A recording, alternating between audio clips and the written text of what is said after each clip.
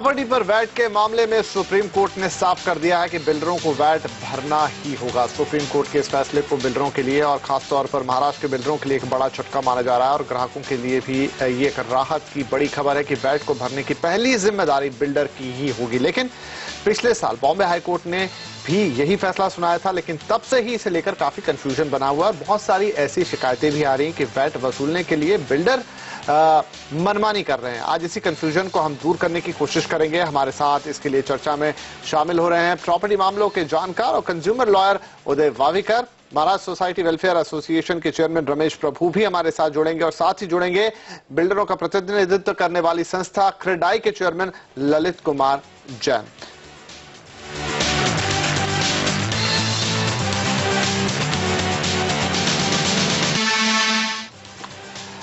लेकिन इससे पहले कि हम चर्चा की शुरुआत करें, आपको बता दें कि पूरा मामला क्या है। आप सब जानते हैं कि इस वक्त महाराष्ट्र में प्रॉपर्टी पर 1% का वैट यानी वैल्यू एडेड टैक्स लगता है, जो कि कॉन्ट्रैक्ट वैल्यू पर देना होता है। लेकिन यह दर लागू हुई है अप्रैल 2010 से। इससे पहले यानी कि जून 2006 से लेकर मार्च 2010 तक यह दर 5% थी, जो कि वर्क कॉन्ट्रैक्ट पर लगती थी, जिसमें कंस्ट्रक्शन की कीमत तो शामिल थी, लेकिन जमीन की कीमत, सब कॉन्ट्रैक्टर को दिए हुए पैसे, सर्विस टैक्स वगैरह शामिल नहीं थे।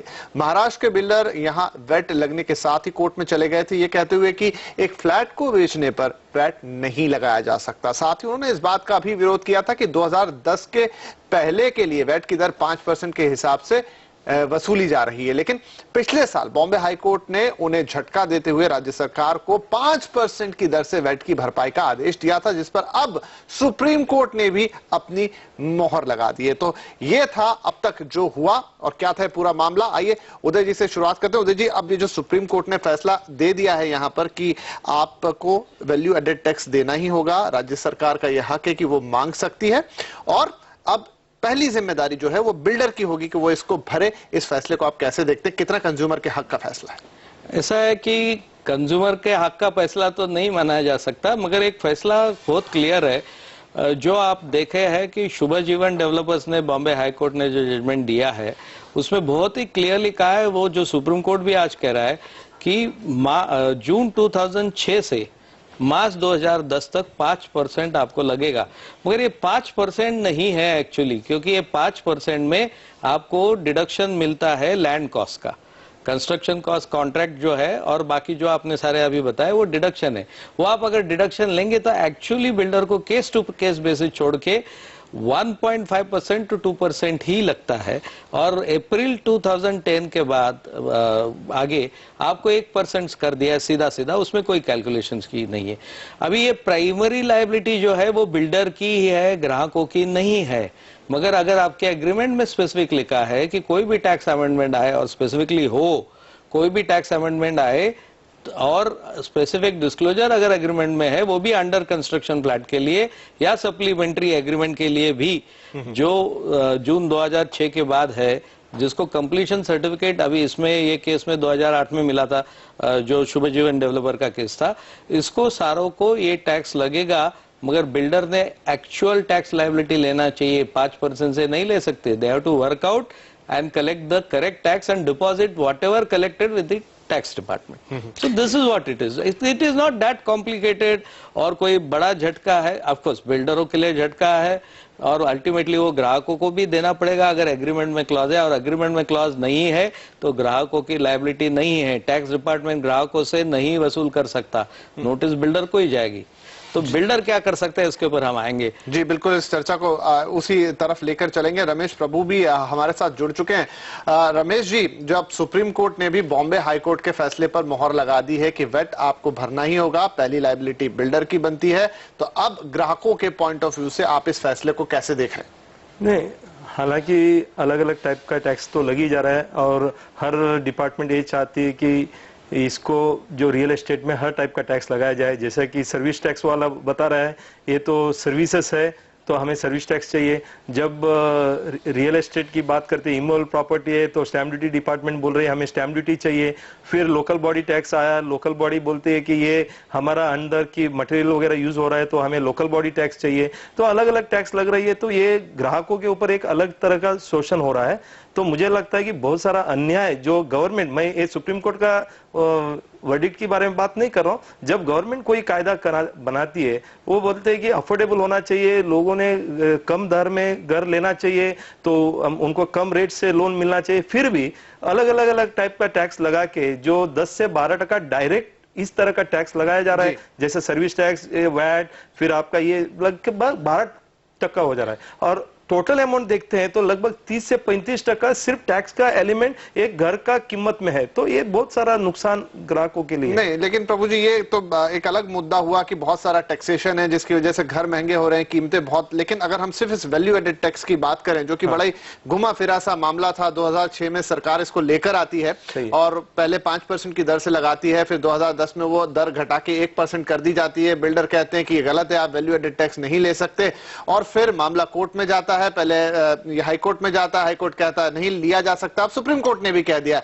लेकिन इन सब की आड़ में हो ये रहा है कि बिल्डर अब ये जाकर अपने लोगों से वसूले रहे हैं, जिन लोगों को उन्होंने घर बेच चुके हैं 2006 से 10 के बीच में, उनसे कह रहे हैं कि अब आप ये लाइए, और यहां पर बहुत सारा विवाद पैदा हो रहा है।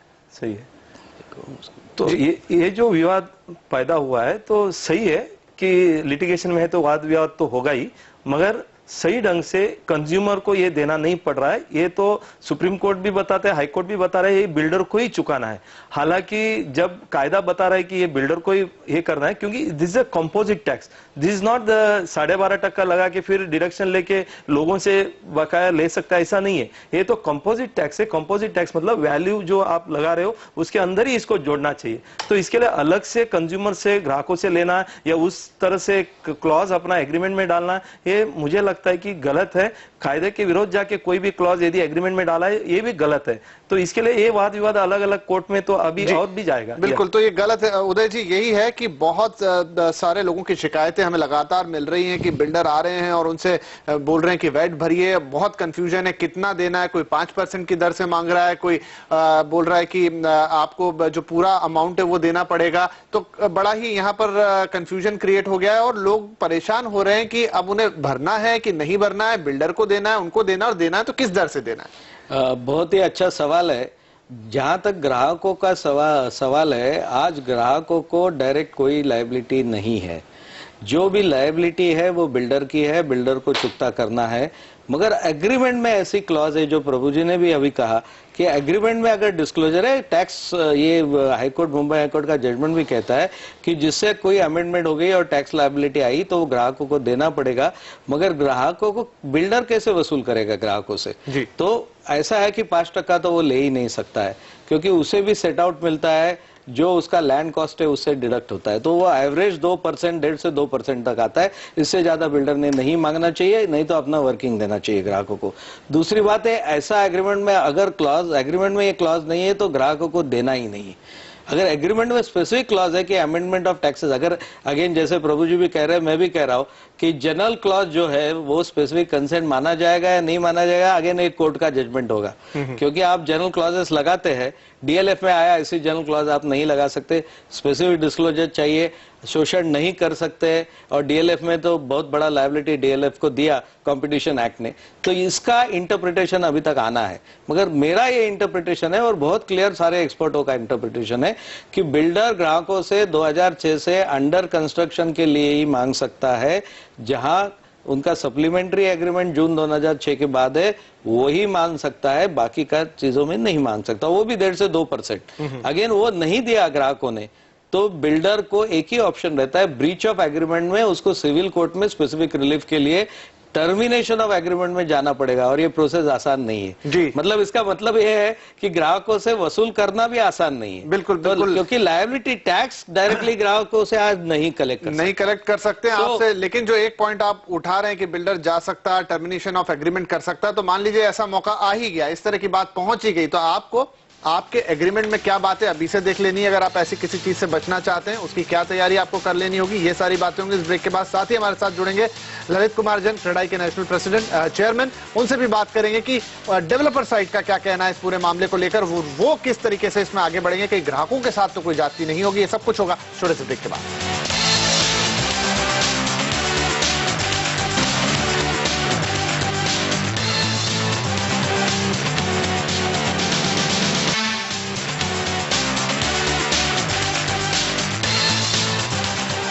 आप देख रहे हैं हमारी खास पेशकश जिसमें हम बात कर रहे हैं कि प्रॉपर्टी पर वैट के मामले पर सुप्रीम कोर्ट ने भी अपनी मोहर लगा दी है। अब बिल्डरों को प्रॉपर्टी पर वैट देना ही होगा, लेकिन इसका क्या असर पड़ेगा ग्राहकों पर, उनकी क्या लायबिलिटी बनती है, वो कितना पैसा उनको देना पड़ सकता है और किन हालात में देना पड़ सकता है, इन सब पर हमारी चर्चा जारी है। यहाँ पर हमारे गेस्ट हमारे साथ हैं। उदय जी, जो हम बात कर रहे थे ब्रेक से पहले कि मान लीजिए कि ऐसी स्थिति आ जाती है कि आपके अंदर एग्रीमेंट में क्लॉज है इस तरीके का, या एक जनरल क्लॉज ही डला हुआ है, वैट स्पेसिफिक क्लॉज नहीं है, तो भी क्या बिल्डर आपको उस क्लॉज को लेकर दबाव बना सकता है कि ये पैसे आपको देने ही होंगे? दबाव बनाने का सवाल नहीं होता। बिल्डर ने अकाउंट देना चाहिए, वो भी चार्टर्ड अकाउंटेंट के सर्टिफाइड अकाउंट देना चाहिए कि भाई मेरा टोटल वर्किंग आउट ये है वैट का। जैसे मैंने कहा है कि उनको काफी सेट आउट मिलता है, लैंड कॉस्ट का सेट आउट मिलता है। Actually depends on transaction to transaction, but max 2% तक जा सकता है। मैं जनरल बोल रहा हूँ 1.5। तो अकाउंट जरूर मांगना चाहिए बिल्डर से, और बिल्डर ने अकाउंट देने का उसका दायित्व है। एक दूसरी बात, ये लायबिलिटी अगर बनती है तो आपको देना चाहिए, और ये भी इंश्योर करना चाहिए कि बिल्डर वो सीधा टैक्स में भरता है। अगर उसने नहीं, पेनल्टी मांगने का सवाल नहीं होता, क्योंकि ये प्राइमरी लायबिलिटी, ये मेरा ओपिनियन है, प्राइमरी लायबिलिटी बिल्डर की है, उन्हें देना चाहिए। उनको परमिशन दिया है ग्राहकों से लेने का, पर सतर्कता उन्होंने बतानी चाहिए थी। एक बार सर्कुलर आ गया, उसे इम्प्लीमेंट हुआ, आपका हाईकोर्ट में या नहीं है, आपको ये भरना, ये दायित्व बिल्डरों का ही है, ग्राहकों का नहीं है। और ग्राहकों से आप जब मांग सकते हैं, आपका हक है मांगने का, मगर वो आप सही अकाउंट देना चाहिए, एग्रीमेंट में सही डिस्क्लोजर करना चाहिए, क्योंकि उसको पता होना चाहिए मेरी लायबिलिटी क्या है, ग्राहक को भी। आप सडनली नहीं मांग सकते, अमेंडमेंट भी वो सडनली नहीं आई हुई है, और ये अंडर कंस्ट्रक्शन के लिए ही है, उसके पहले वाले कोई भी एग्रीमेंट के लिए नहीं है। जो अंडर कंस्ट्रक्शन है, कंप्लीशन सर्टिफिकेट नहीं आया है, सप्लीमेंट्री एग्रीमेंट जून 2006 के बाद बना है, वो भी 2010 तक ही वो मांग सकते हैं, ये 2% 1.5% जो बनता है, नहीं तो लायबिलिटी सीधी 1% है जी, उससे ज्यादा नहीं है ऑन द एग्रीमेंट। तो ये जो पेनल्टी क्लॉज है, बिल्डर का 5% लेना है, मैं इससे बिल्कुल सहमत नहीं हूँ। और एट द मोस्ट बिल्डर क्या कर सकता है कि ब्रीच ऑफ एग्रीमेंट के लिए वो स्पेसिफिक रिलीफ को, स्पेसिफिक परफॉर्मेंस के लिए सिविल कोर्ट में टर्मिनेशन ऑफ एग्रीमेंट के लिए जा सकता है, बट ये भी आसान नहीं है, this will take time. So ग्राहकों को इतने डरने की बात नहीं है, क्योंकि even if they go to recover it, the recovery process is not very fast, but it is better. अगर हमें देना है तो देना है, बट सही देना है जी, वो गलत नहीं मांगना चाहिए। तो रमेश प्रभु जी, आप इतने सारे वेलफेयर, क्योंकि सोसाइटी वेलफेयर को देखते हैं, और जैसा हम बात कर रहे हैं कि बहुत सारे ऐसे मामले आए जहां पर लोगों का ये सवाल बहुत सारा था कि हमसे ये भी थोड़ी सी ऐसा भी कहा जा रहा है कि आपका एग्रीमेंट ही टर्मिनेट कर देंगे या आपको घर छोड़ना पड़ सकता है। तो क्या ऐसी पॉसिबिलिटी बनती है कि एक बार जब घर तो चला ही गया है, तो अब वैट के लिए से पूरा एग्रीमेंट टर्मिनेट हो जाएगा? नहीं, एग्रीमेंट तो टर्मिनेट तो हो नहीं सकता है, मगर बिल्कुल बिल्डर लोग जो है, यदि वो डराने के लिए या रिकवरी करने के लिए एक अपना हथियार वापरते हैं, लीगल नोटिस इश्यू करते हैं। देखिए, अभी सुप्रीम कोर्ट ने भी बताया, यदि आप नहीं देते तो आपका टर्म्स एंड कंडीशन का ब्रीच हुआ है, हमारा अमाउंट बकाया है, तो जब अमाउंट बकाया है तो हम एग्रीमेंट आपको टर्मिनेट करेंगे। इस तरह से बताया जाता है, फिर टर्मिनेशन का नोटिस बताते हैं, फिर सोसाइटी को बताते हैं कि आप इनको मेंबर मत बनाइए, यदि इनको फ्लैट बिकता है तो उधर आप रोक लाइए। तो इस तरह अलग अलग जो उनका हथियार है वो वापरते हैं। हालांकि मेरा ये मानना है कि ये जो है गया 6-7 साल से एक डिस्प्यूट के मैटर है, तो मैं ये चाहूंगा कि गवर्नमेंट से कि कुछ ना कुछ एक एमनेस्टी स्कीम लाया जाए, और इसमें 1% आप 2010 के बाद का लोगों को देते हैं, तो इधर 2%, 1.5% जो भी है, आप अपना, इसमें भी सर्कुलर में भी ये बता रहे हैं कि 2% के ऊपर नहीं आ रहा है। ललित कुमार जैन साहब भी हमारे साथ शामिल हो गए, उनका एक रिएक्शन इस पर लेते हैं। ललित जी, अब सुप्रीम कोर्ट ने भी इस बात पर मोहर लगा दी है। चलिए, यहाँ पर लेंगे हम एक छोटा सा ब्रेक, और ब्रेक के बाद हम अपनी बातचीत को आगे बढ़ाएंगे। हमारे साथ शामिल होंगे ललित कुमार जैन साहब।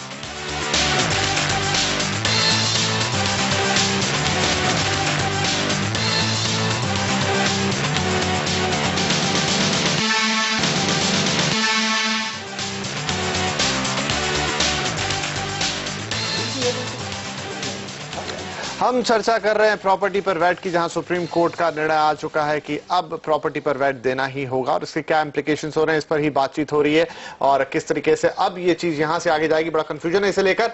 और यहां पर हमारे साथ अब जुड़ चुके हैं क्रेडाई के नेशनल चेयरमैन ललित कुमार जैन साहब। जैन साहब, यहाँ पर एक आपका फर्स्ट रिएक्शन तो लेंगे ही लेंगे, लेकिन इस चीज को लेकर अब जब सुप्रीम कोर्ट ने भी इस पर अपनी मोहर लगा दी, बॉम्बे हाईकोर्ट पहले ही कह चुका था अब वैट तो भरना ही भरना है, लेकिन अब इस चीज को लेकर हम अभी तक यही चर्चा कर रहे थे कि बहुत कंफ्यूजन है। 1% के हिसाब से अब लगता है पहले 5% था, रिट्रोस्पेक्टिव किया गया है और कुछ लोग जाके पूरा 5% मांग रहे हैं। तो क्या ये एग्जैक्टली पूरा 5% देना है जबकि पहले क्लॉज अलग था? नहीं, 5% फ्लैट कभी भी नहीं था, ये वैल्यू एडेड टैक्स है, सो उसमें काफी डिडक्शंस है। डेवलपर अपने एडवाइजर से एक पूरा अकाउंट लेगा, कस्टमर को देगा, कस्टमर को पूरा अकाउंट देने के बाद वो परसेंट फिक्स हो जाएगा, उस परसेंटेज के हिसाब से कस्टमर वो वैट भरेगा। नॉर्मली अभी जो सुप्रीम कोर्ट ने डिफाइन किया है, मुझे ऐसा लगता है कि बहुत सारे केसेस 1% के अंदर होंगे, कुछ केसेस 2% तक जाएंगे। तो इसमें लैंड कॉस्ट का एलिमेंट होता है, वो डिफर बहुत वेरिएबल है, लेकिन आइडियली ये होगा क्योंकि सुप्रीम कोर्ट ने कुछ गाइडलाइन दिए हैं और स्टेट गवर्नमेंट के लॉयर ने वहाँ कमिटमेंट किया है कि state government will come out with modified guideline. तो ये जो बहुत सारा कंफ्यूजन और इसमें लिटिगेशन का बहुत स्कोप है, अभी जो जजमेंट आया है उसके बाद में कॉम्पिटिशन हर कोई अपने प्रकार से करने का एक स्कोप आ गया है उसमें। तो इसको क्लैरिटी देने के लिए जैसा स्टेट गवर्नमेंट ने 2010 के बाद के केसेस में 1% फ्लैट रखा है, मुझे ऐसा लगता है उनको एमनेस्टी लानी ही पड़ेगी और 0.5% से 1% के बीच में उनको ये एमनेस्टी लानी पड़ेगी।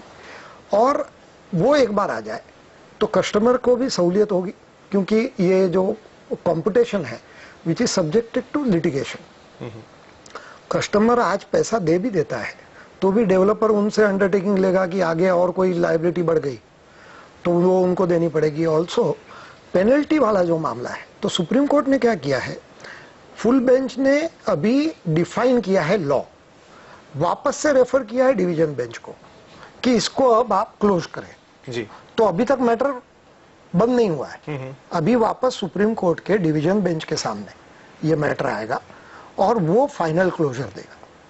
उस फाइनल क्लोजर के बाद ये पता चलेगा कि पेनल्टी वेव हुई है नहीं, क्योंकि अन्यथा पेनल्टी भी लगेगी। तो यहाँ ललित जी एक कंसर्न हमारा ये है कि जो हम अभी तक चर्चा कर रहे हैं कि अब बहुत बड़ा ये बिल्डिंग्स इस 2006 से 10 के बीच में बहुत बिल्डिंगें बनी होंगी, बहुत सारे लाखों लोगों ने घर खरीदे होंगे, लेकिन अब कोई डेवलपर उनसे जाके 5% की पूरी मांग कर लेता है, लोगों को नहीं समझ में आता कि कितना देना, और इस चक्कर में और कोई लोग तो पेनल्टी मांग रहे हैं, कोई लोग कह रहे हैं कि अगर आप नहीं देंगे तो आपका हम जो एग्रीमेंट है वही टर्मिनेट कर देंगे। तो हम एज अ क्रेडाई ये अगर देखें कि आपके परव्यू में जो चीजें आ रही है, क्या आप ऐसी चीजों को होने से रोकेंगे? देखिए एक सिंपल है, जैसे डेवलपर पर अंकुश है, यदि डेवलपर डिफॉल्ट करता है तो उसको भी कुछ पेनल्टीज लगती है, उसके ऊपर पर्टिकुलर सेक्शंस है एक्ट के, तो कस्टमर भी अपनी जो कमिटमेंट है वो पूरी करेगा, ये अपेक्षित है। साथ ही साथ डेवलपर अपने कस्टमर से रिलेशन खराब नहीं करेगा, क्योंकि ये बिजनेस ही म्यूचुअल रिलेशनशिप का है और वर्ड ऑफ माउथ के क्रेडिबिलिटी का है जी। इसलिए मुझे नहीं लगता है कि डेवलपर अपने कस्टमर के साथ कोई हार्श व्यवहार करेगा, नॉर्मली नहीं करेगा। कोई इक्का दुक्का देखिए हर इंडस्ट्री में कोई एग्जांपल होंगे, वो बात अलग है।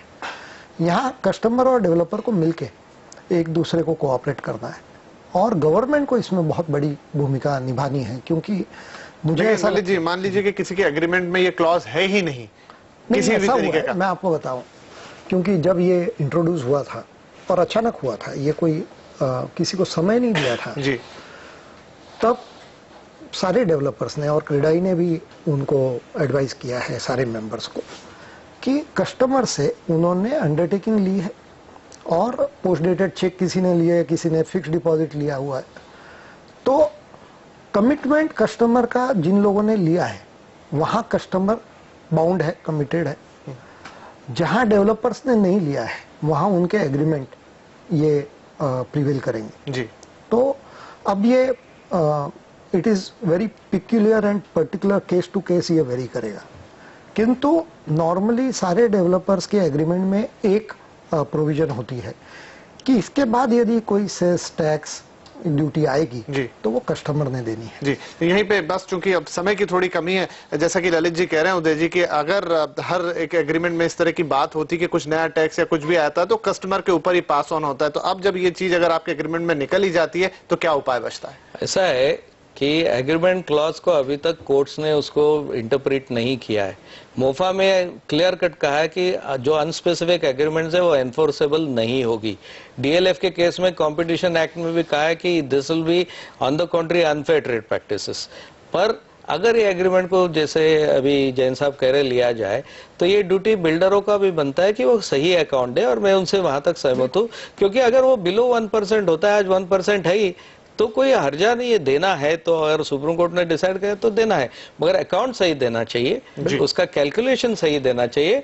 बिल्डरों ने जितना उसके ऊपर उनको फायदा मिलता है, जैसे लैंड कॉस्ट उसमें डिडक्ट होती है, बहुत सारी चीजें डिडक्ट होती है, वो क्लियर कट डिस्क्लोजर होना चाहिए। ये नहीं कि आप 5% इसमें कोई स्कोप नहीं है डेवलपर्स को डबल स्टैंडर्ड रखने का, क्योंकि जो पैसा भरा जाएगा वो तो सामने है और वो आरटीआई में भी निकल सकता है और सारी टैक्स अथॉरिटी को मालूम है। डेवलपर इसमें मिसचिफ नहीं कर सकता। मैं फिर बस चाहूंगा कि यहाँ पर समय की थोड़ी बाध्यता है, इसलिए हमको यहीं पे खत्म करना पड़ेगा, लेकिन कुल मिलाकर जो बात निकल कर आ रही है कि अब वेट लगना तो है ही, क्योंकि सुप्रीम कोर्ट की तरफ से आदेश आ गया है। बस इसमें क्लैरिटी होनी चाहिए डेवलपर की तरफ से। यहाँ ये होगा कि वो किसी प्रकार से ग्राहक को चीट करने की कोशिश ना करे, और है तो उसके पास कानूनी अधिकार है, जो वाइवेकर जी ने बताया। और यहाँ पर आगे बढ़ते हुए हम देखेंगे कि कुछ राज्य सरकार की तरफ से भी इसमें शायद संशोधन आएंगे, जिससे इस चीज को लेकर और क्लियरिटी शायद बनती हुई दिखेगी कि किसकी कितनी और कहां लायबिलिटी बन रही है। बहरहाल इस चर्चा को यहीं खत्म करेंगे। आप तीनों का बहुत शुक्रिया, आप आए और आपने इस चर्चा में भाग लिया। जनाब बने रहिए CNBC आवाज के साथ। नमस्कार।